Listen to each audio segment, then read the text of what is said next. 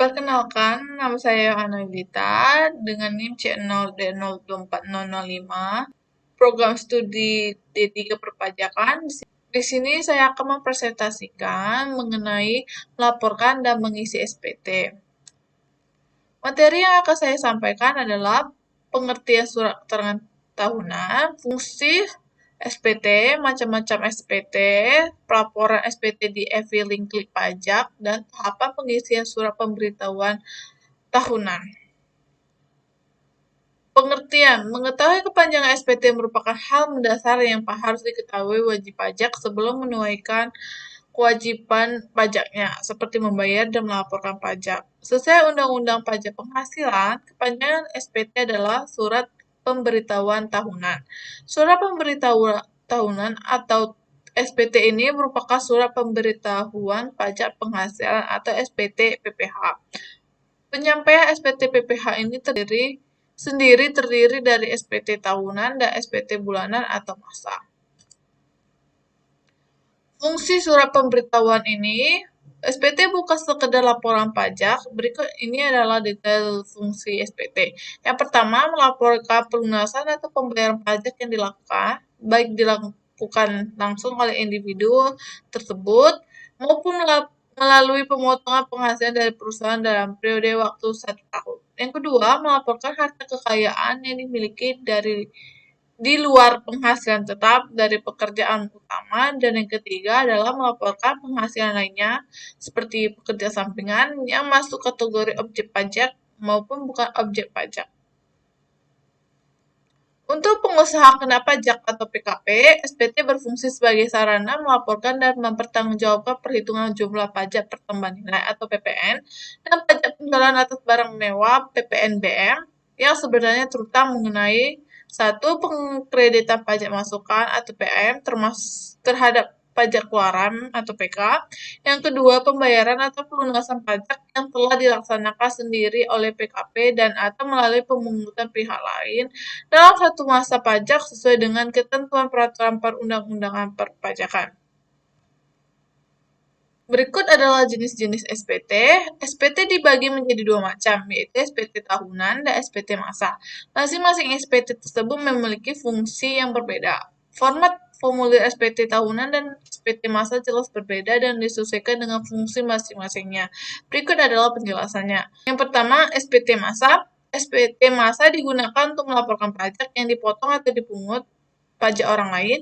Ada 5 jenis SPT masa yang diberi nama berdasarkan nomor pasal, di mana aturan pajak tersebut diatur. Kelima, jenis SPT masa tersebut sebagai berikut: PPh pasal 21 atau 26, PPh pasal 22, 23, 25, pasal 4 ayat 2. Yang kedua, SPT tahunan. Seperti namanya, SPT tahunan merupakan lapor pajak yang disampaikan setahun sekali atau tahunan.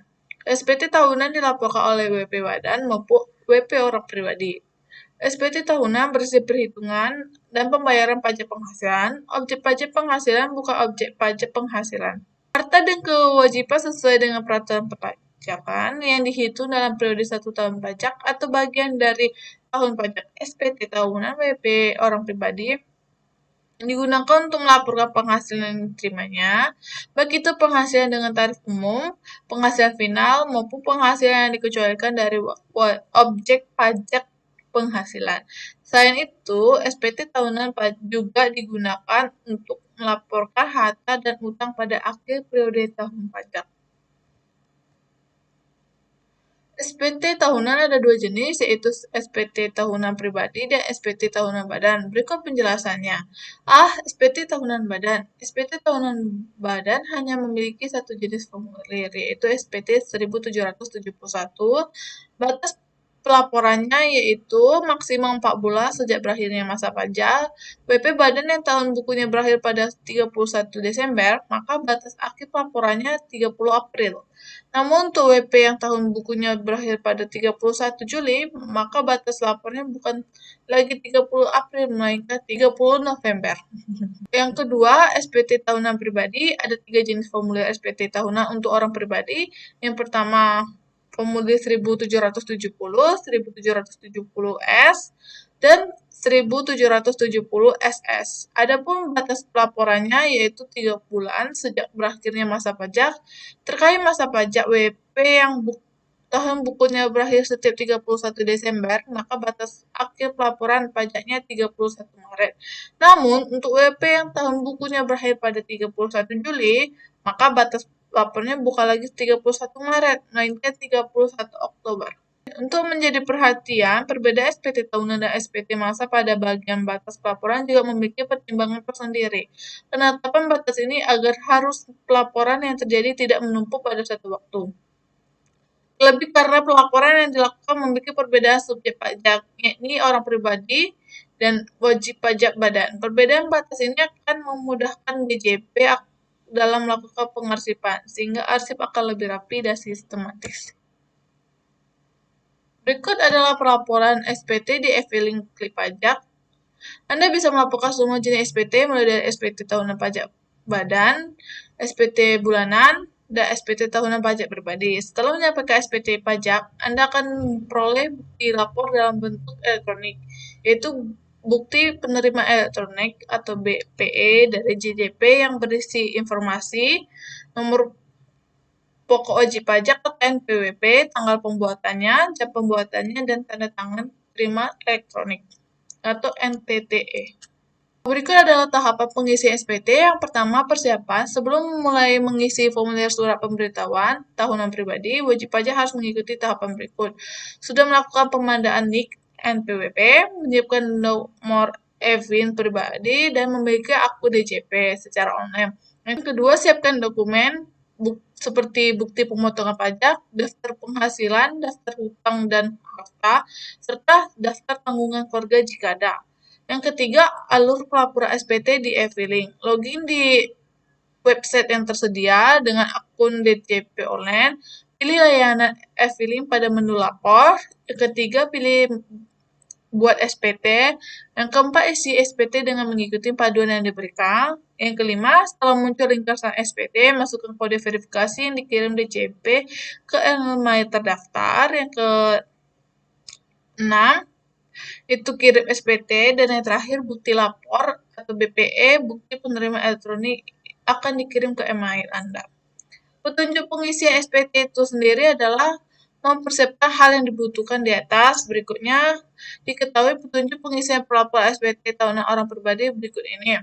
Setelah masuk di laman resmi, Ditjen Pajak dengan memasukkan NIK NPWP, kata sandi dan kode CAPTCHA, masuk ke menu buat SPT pada e-filing. Yang kedua, pilih jenis formulir SPT yang akan dilaporkan sesuai dengan status, seperti 1770 atau 1770S atau 1770SS. Isi formulir SPT dengan menjawab semua pertanyaan yang tersedia. Yang keempat, isi data formulir setiap langkah yang ada dan klik simpan di setiap stepnya.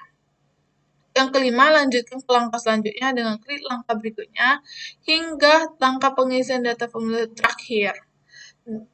Dan yang terakhir, detail panduan langkah-langkahnya baca cara lapor SPT tahunan pribadi di e-filing. Jadi, kesimpulan yang dapat diambil adalah SPT merupakan laporan resmi yang digunakan wajib pajak untuk menyampaikan penghasilan, pajak terutang, dan informasi perpajakan lainnya.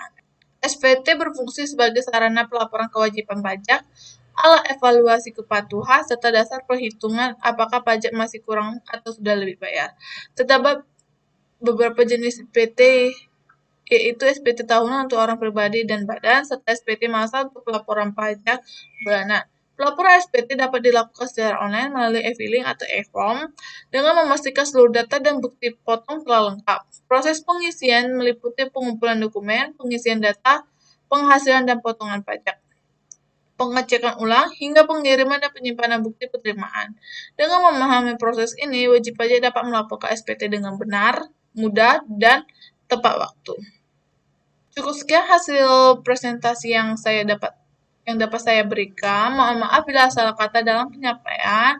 Saya tutup dan saya ucapkan terima kasih.